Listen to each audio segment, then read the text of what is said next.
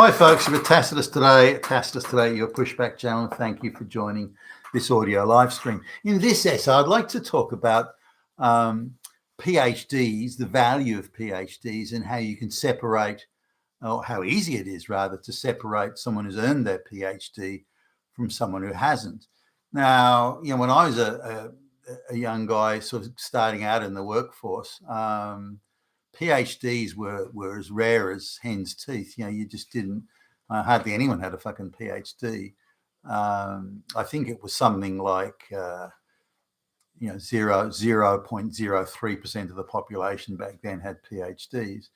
But the leftists have taken control of the equity, the equal outcomes thing, saying, well, people who've got PhDs get huge respect if they have a PhD. So I know, why don't we give everyone a PhD? Then everyone can get huge respect. And that's the classic sort of leftist view on education. Whenever that a politician gets up saying, I want to be the education president. Well, what does that mean? Give everyone a PhD. And of course, to do that, they have to lower the bar, and keep on lowering the bar till they get the social justice outcome that they think is, in their cognizance, meaningful. So the amount of PhDs running around today, I don't think a day would go by when I'm not bumping into a PhD. Whereas, I could go for years and not bump into a PhD when I was a younger man. I remember a PhD guy came in to give us, to this company I was at, they brought this guy in PhD to do a talk on the mathematics behind the computer technology of the day, and he was he had a PhD, I think, in pure mathematics, but had also been involved in computing science, and this guy was treated with absolute reverence. I mean, he was one step away from being a god. The guy had a PhD, and it was announced, and we're getting Billy Bob Smith coming in and the PhD from the University of whatever, and whoa, and similarly, there was a guy who had an MBA around that time, maybe a little bit later, had an MBA from Harvard in the United States. MBA from Harvard, fuck, and we almost sort of bowed and scraped before him when he came in. Such was the rarity of people having that. But again, the left saw that not as a sign or a credential of a great accomplishment, high amounts of brain power, ass-busting work, hitting the books. No. It's a status token, and we want that status token for every black lesbian. And so they debased it and debased it some more and so on. So PhDs are everywhere today. Now, how can you pick someone who's earned their PhD, in other words, still's got the brain power and still did the ass-busting hard work and hit the books and so on? How do you separate that PhD from someone who was given it as an affirmative action gift, a participation trophy and so on? How do you separate the two? How do you know? Because when they sit in front of you, they've both got the same bit of paper. So how can you tell? Well, you can tell is the big giveaway here. So I was discussing this with some other people and going through a number of PhDs. So we're in a situation where I think there are 7 or 8 PhDs or PhD holders, and which ones actually know what they're doing, which ones actually have a PhD, which ones have the brain power, which ones did the work, which ones did the heavy lifting, and it's not that hard to separate them. So I was going through the email chains so we'd agreed we'd set up a list of questions that we needed answers to, and they're all in different businesses and in different situations, whether as consultants or anything else. So we set up the questions, which weren't that complicated, but they did need an understanding of the issues, and these people purported to be experts in this area. So we sent the questions off, and then I was going through the responses. Now, there was one response that came, you could tell they'd applied, brain power to it. They'd looked at the questions, they'd spent the time making sure they understood it, and then they responded to the question, and they'd also given various permutations. Well, the question is, does A come before B and C? And yes, it does. However, if you want to do it this way or that way, then this, and so they'd given an intellectual appreciation of the question that was broader than just the very, very narrow specifics of the question. Now, that wasn't per se necessary, but it did give in turn a broader understanding to the possibilities around that question, which was helpful. But you could tell they'd taken the responsibility and the focus, the energy, the concentration to come to grips with it and deal with it. And that's, if someone has that qualification, that's what you're going to them for, the PhD. You're going for someone who can really think through the complex layer of the issues and respond to you and give you useful information in return, which this person did. There's another one that was decent enough, pretty good, I guess, not to the standard of that one I just mentioned. But the rest of them, it was a wishy-washy bunch of bullshit. They weren't coming to grips with the question, assuming they even understood it. If they did understand it, they were too frightened to say they understood it, because that may incur a responsibility, and that responsibility may involve or may result in them being measured or tested or somehow graded. And so they were ducking for cover on that basis. I suspect they didn't necessarily understand the question or thought it too dangerous to understand it. And so they talked in circles around it, trying to avoid, if anything, the purpose of the question.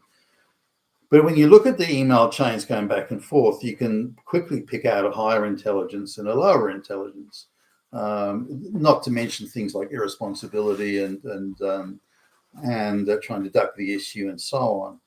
So the only two responses that came to grips with the question that would, that I would view as high levels of brain power being applied were both straight white males. All the others were non-straight white males and minority groups of one sort. So straight away, that brings it into quite stark relief that there are still people who are earning their PhDs, straight white males, and the minorities. And this again brings home clearly that PhDs have been given out to people who certainly, looking at the intelligence level applied, would have been lucky to make it out of senior high school. So somehow they've not only gone from senior high school to university, got their graduate degree, a master's and a PhD. They've gone through the whole process. They've spent maybe 7 years at university, sometimes longer, and they walked out with all these pieces of paper, but they're still really no better than a senior high school student before affirmative action or before diversity, equity, inclusion came in. They've been gifted these. So straight away, as we looked at it, my colleagues here, straight away we realised that, well, we can't really rely on them, that their ability to not only take responsibility for the information, give it the ability to even come to grips with the question itself, but these two guys we can rely on. So naturally, our emphasis is now going to go to them because they're reliable. Their personality failings aside, that they're reliable in the sense of their professional capacities and their ability to contribute at that professional level. Now, talking to another person about this, the guy who was the most impressive with his brain power, she was saying, "Well, look, he's he gets impatient with you if you can't keep up with him." Now, she concedes he's a bright guy, but says, "Well, look, he's," and she's a diversity affirmative action chick anyway. But she says, "Well, if you don't get what he's on about." And after he's explained it again, then that's it. He's lost patience with you. He writes you off as an idiot, and that sort of thing. Now that's a maybe. Maybe it is that, but that shows the chasm of difference between, in this instance, her brain power and his. She wants to play in his league. I want to be with the adults. I want to be with the big boys. I want to be at the front seat of the table. I can't play at that level. I just can't play at that level, but I still want to be at the front, in the front row. So we had to invent a fantasy world which allows me to be in the front row, even though in a real world I couldn't do it. This is the affirmative action sort of overall message. But it is, and again, you put the two, this is the two emails side by side, one written by the person who did earn their PhD, and the other one who's got the same PhD in the same discipline, the other one who hasn't, and you look at the different, and you can see one of them looks really dumb compared to the other. So it's still possible to tell. Now, the same thing goes for, I've been on interview panels where, say, for civil engineering graduates, and I've mentioned this in other videos, and I've also done sort of one-on-one interviews here. And sometimes the organisation insists that they want to interview, they've maybe only got 2 positions, but they want to interview 20 applicants. This is graduates from engineering courses. They want to interview 20 applicants. Half of them have to be men, half women, half have to be white, half non-white. So really, you're only getting 5 straight white guys. The rest are in varying capacities minorities. And straight away, you see the same thing. All the white guys, straight white guys, have earned their civil engineering degree, but maybe 1 or 2 of the minorities have earned their degree, but majority of them haven't. They just haven't been given a degree. They've just been given or gifted a degree based on affirmative action and social engineering, Marxist hysteria and so on, not on the basis of capability. But you ask a difficult, complex question of the straight white male applicant, and how do you do this, and go bang, bang, bang. They'll come back. You ask that same, everyone gets the same question. You ask the same question, minority. Oh, well, why do I have to ask that? Oh, you're just asking me that because you hate me because I'm a black lesbian. No. Everyone gets asked that question. It's an engineering question for an engineering job, for fuck's sake. But they don't see it that way, and they see entitlement as the front issue, and capability as the lesser issue. And so you see this across the board, but you can tell it's quite easy to pick out. So when some organisations say we've got the most educated workforce we've ever had, everybody here has a PhD, for example.